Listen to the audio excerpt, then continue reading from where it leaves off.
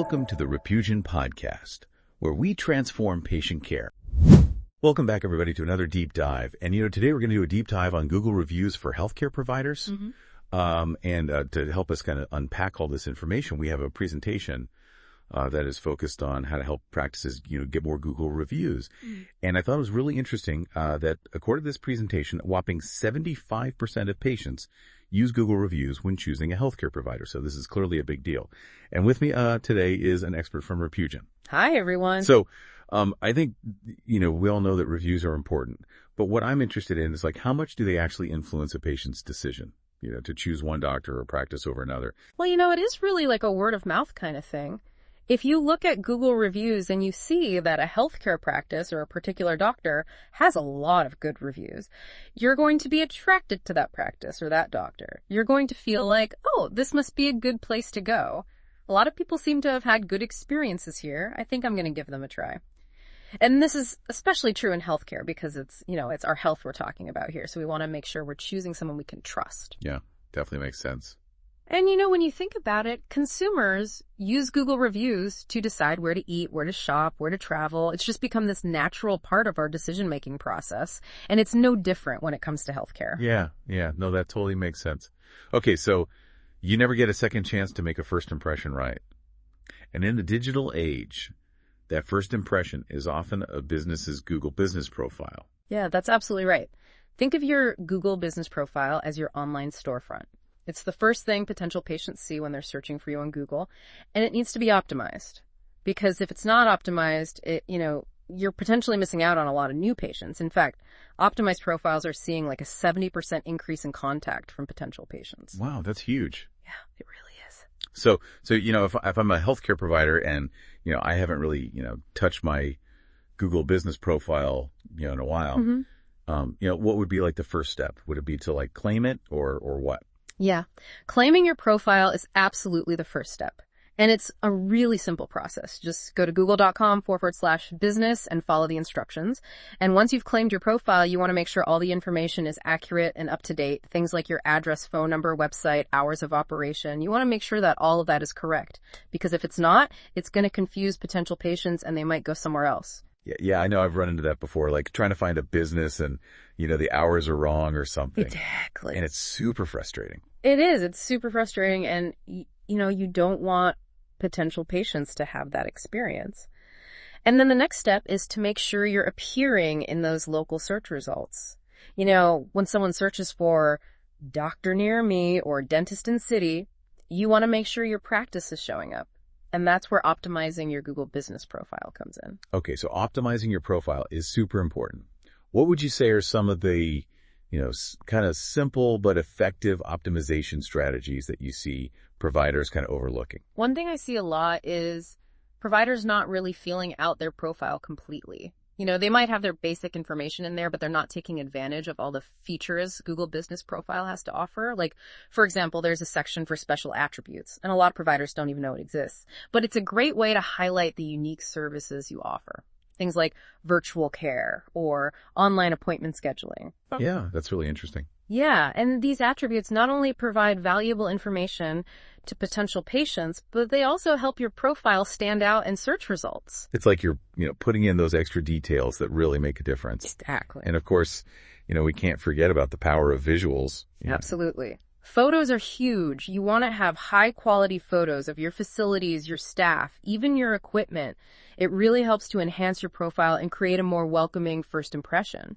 People are visual creatures and they want to see what they're getting into before they even walk through the door. So make sure you're putting your best foot forward with those photos. It's all about showcasing, your practice in the best possible light. Exactly.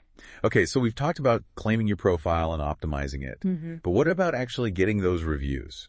How do we encourage patients to, share their experiences? Well, timing is everything. You want to ask for reviews when the positive experience is still fresh in the patient's mind. So right after a successful treatment or a really smooth visit is ideal. Don't just rely on in-person requests, though. Follow up with personalized emails or text messages. Oh, okay, so make it easy. Exactly. Make it easy. You can even provide clear instructions with QR codes right in your office that patients can scan with their smartphones. Oh, so they can just scan it and it takes them right to the review page. Exactly. That's a good idea. Yeah, and you want to make sure you're making it as easy as possible for them to leave a review, because the easier it is, the more likely they are to do it. Yeah, that makes sense. Okay, so let's say we've got those reviews rolling in. Now, how do we manage them effectively? That's where a platform like Repusion can really help.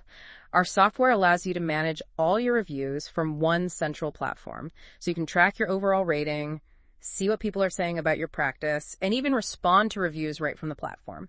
We can also pull in reviews from other sites like Health Grades and Vitals, so you can see everything in one place. Oh, okay. So it's like a one-stop shop for all your reputation management needs. Exactly. And it really helps to streamline the process, because managing your online reputation can be a lot of work if you're trying to do it manually. Yeah, especially if you're a busy healthcare provider, you don't have time to be checking all these different sites all the time. Right.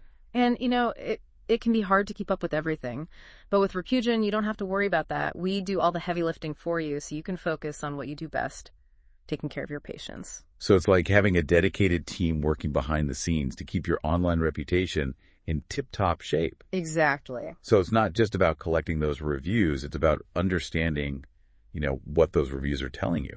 Exactly. By analyzing the feedback you're getting, you can identify areas where your practice is excelling, and you can also identify areas where there might be room for improvement. Right. So both positive and negative. Absolutely. And, I'm guessing those insights can be incredibly valuable for, making targeted improvements and ultimately attracting more patients. You got it.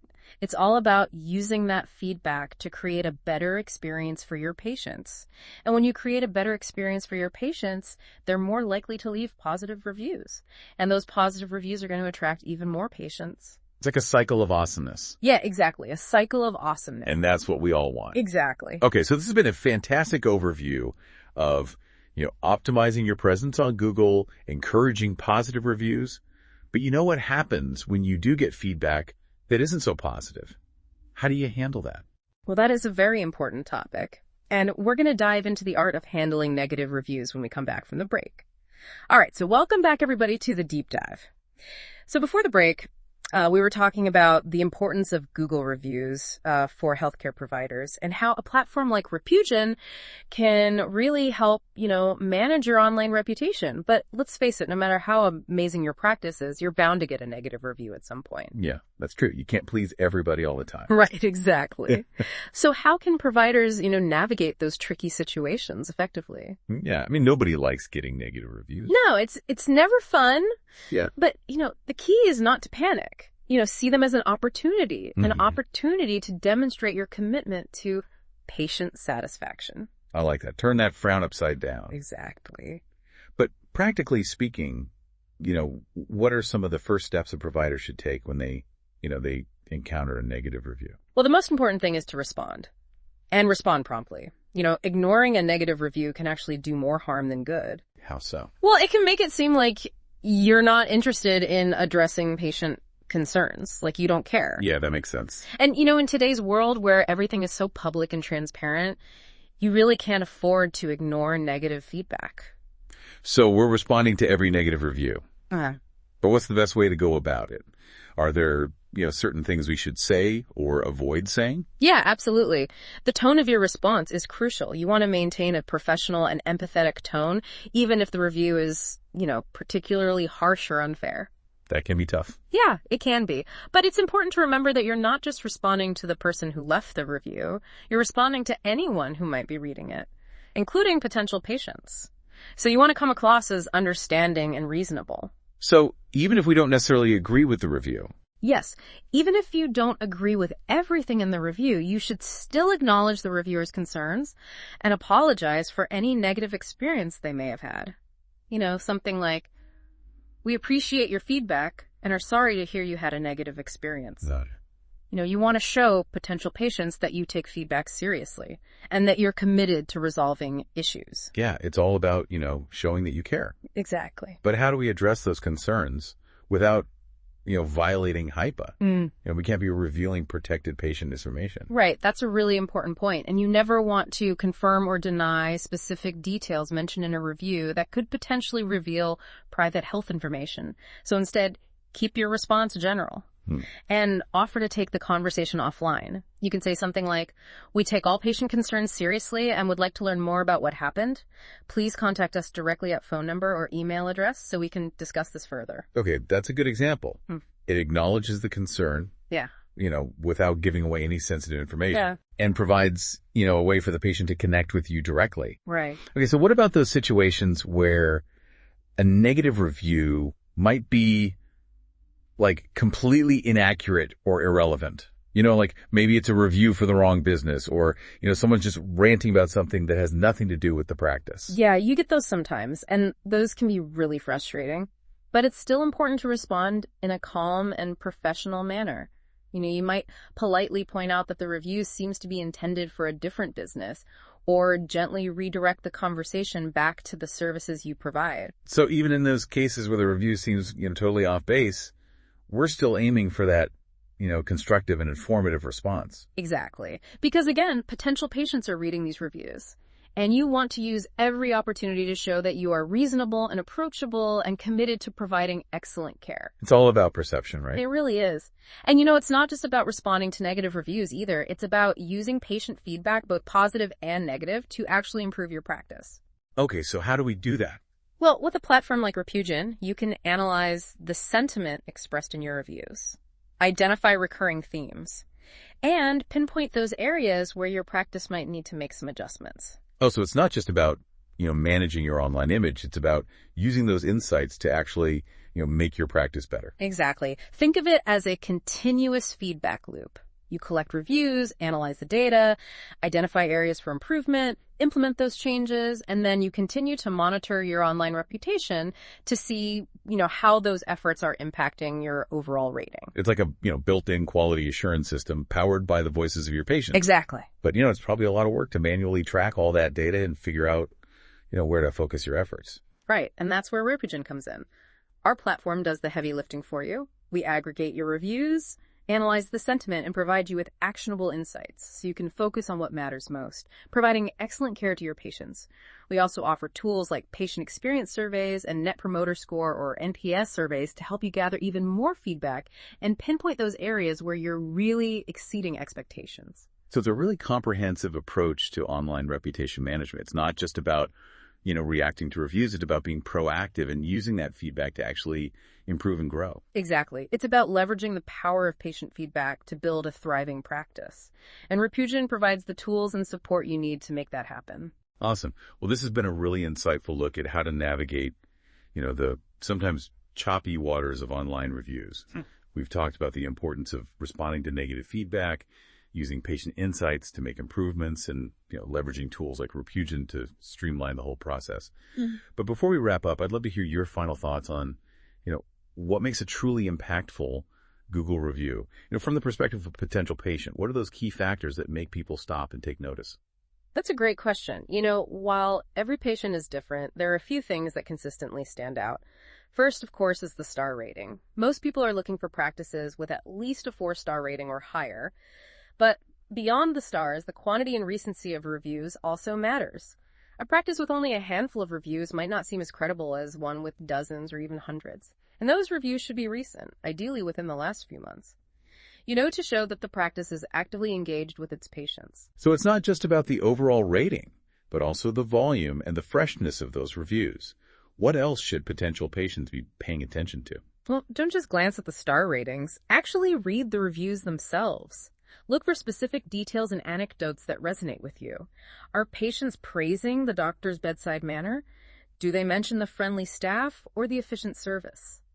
These personal touches can make a big difference in helping potential patients envision themselves as patients of that practice. It's about finding those authentic voices that make you feel confident and comfortable choosing that practice. Well, this has been an incredible deep dive into the world of Google reviews. We've talked about strategies for attracting positive reviews, handling negative feedback, and using those insights to improve your practice. And remember, Repugen can help you every step of the way. From automating review requests to managing your online reputation and showcasing your best qualities, we're here to empower healthcare providers to thrive in the digital age. Fantastic. Well, thanks for joining us for this insightful discussion. We hope you've learned some valuable strategies for harnessing the power of Google reviews and building a stellar online reputation for your practice. Yeah. Until next time. So, we've spent a lot of time talking about Google reviews from the provider's perspective, but I think it's important to, step back for a minute and think about it from the patient's point of view, Yeah, that's a good point, because at the end of the day, it's the patients who are reading these reviews and, making decisions about their healthcare based on what they see. Exactly. So let's, flip the script for a minute and talk about, some of the things that patients should keep in mind when they're looking at these reviews. Okay, so, I'm a patient. I'm looking for a new doctor. I go on Google. I start reading reviews.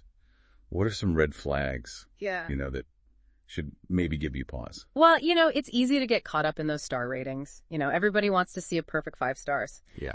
But, I always tell people, don't just focus on the numbers. Huh? Actually read the reviews, Dive into the content a little bit. See what people are actually saying. Because a 4-star rating with 100 reviews might be better than a 5-star rating with only 10 reviews. Ah, okay. That's interesting. So quantity matters. It does. It does. And recency matters too. You want to see recent reviews, ideally from the past few months, because that shows that the practice is, actively engaging with their patients and, they're committed to providing a positive experience. Right. And, pay attention to the overall sentiment expressed in the reviews. Are they mostly positive? Do they highlight specific aspects of the practice that are important to you?